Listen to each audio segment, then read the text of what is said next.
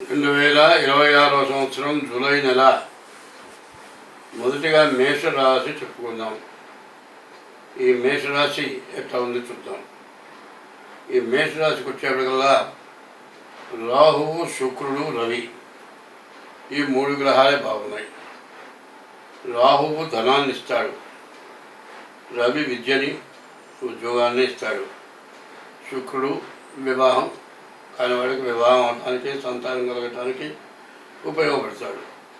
మిగతా వాటిల్లో కొంచెం వ్యాపారం కానీ, చదువు కానీ, మరి వివాహంలో కూడా షష్టాష్టకాలు పడ్డాయి, కుజదోషం పడ్డది.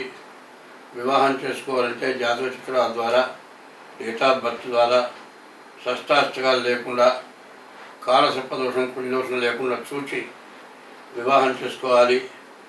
వివాహం విషయంలో సరైన చోట తెలుసుకోకుండా తొందరపడి వివాహం చేసుకొని చివరికి ఒకళ్ళకొకళ్ళ కలయిక కుదరక కోర్టుకు వెళ్ళే పరిస్థితులు వస్తున్నాయి.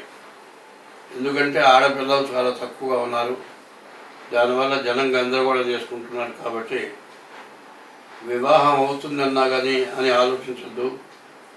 12 శని ఉన్నాడు, ద్వితీయంలో కుజుడున్నాడు. ద్వాదశాష్టమ జన్మస్థం శ్రీ మంగారకో గురు కుర్వంతి ప్రాణ సందేహం, స్థాన చలనం, ధనక్షయం.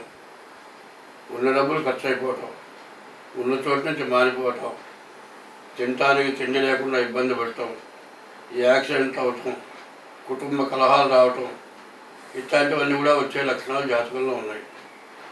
అయితే వివాహం అవుతుంది కదా అని సొంత నిర్ణయాలు చేసుకోవటం కానీ పనికిరాదు. పెద్దవాళ్ళు సంప్రదించి కుటుంబ వ్యవస్థ ఎట్లా ఉందో చూసుకొని వివాహం చేసుకుంటే మంచిది.